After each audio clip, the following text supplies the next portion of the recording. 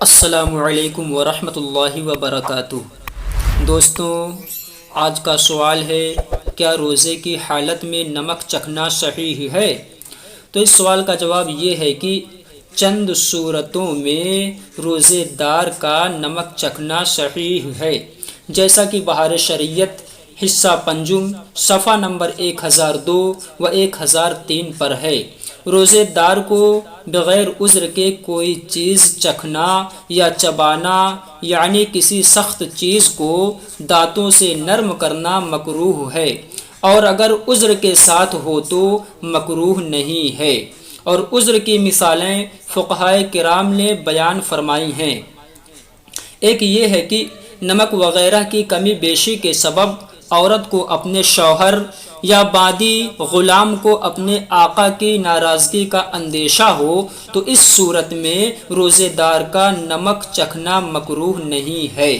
اور دوسری صورت یہ ہے کہ کوئی چیز خریدی اور اس کا چکھنا ضروری ہے کہ اگر نہ چکھے گا تو نقصان ہوگا، تو اس صورت میں بھی چکھنا مکروہ نہیں ہے۔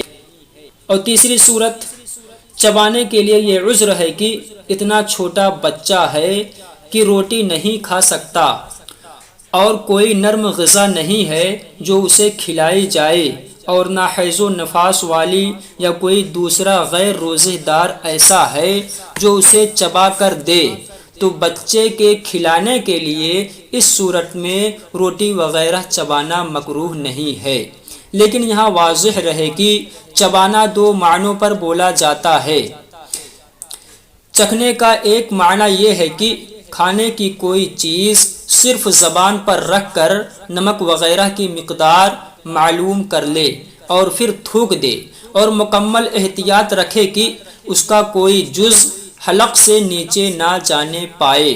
اسی معنی کے لحاظ سے فقہائے اعظام روزہ دار کو بلا عذر کسی چیز کو چکھنا مکروہ لکھتے ہیں۔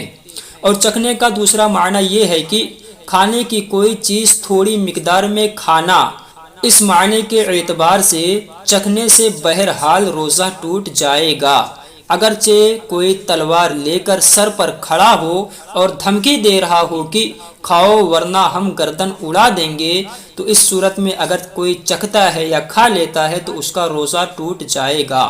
اور متعدد فقہی کتابوں کی طرف رجوع کرنے کے بعد بھی نوکر کو روزہ کی حالت میں چکھنے کی بلا کراہت اجازت کا صریح ذکر نظر نہ آیا، لیکن واضح رہے کہ روزہ دار کو بلا عذر جو چکھنا مکروہ قرار دیا گیا ہے، تو اس مکروہ سے مراد مکروہ تنزیہی ہے جو داخل معصیت نہیں ہے، یعنی جو گناہ میں داخل نہیں ہے، نافرمانی میں داخل نہیں ہے۔ اس لیے اگر کسی ملازم کو بھی ملازمت پر رکھنے والے کی ناراضگی کا خوف ہو تو اس کے لیے چکھنے میں حرج نہ ہونا چاہیے۔ اور اعلیٰ حضرت علیہ رحمت رضوان نے اپنے ایک رسالہ میں تحریر فرمایا ہے کہ مکروہ تنزیہی کا خلاف معصیت نہیں ہے۔ السلام علیکم ورحمۃ اللہ وبرکاتہ۔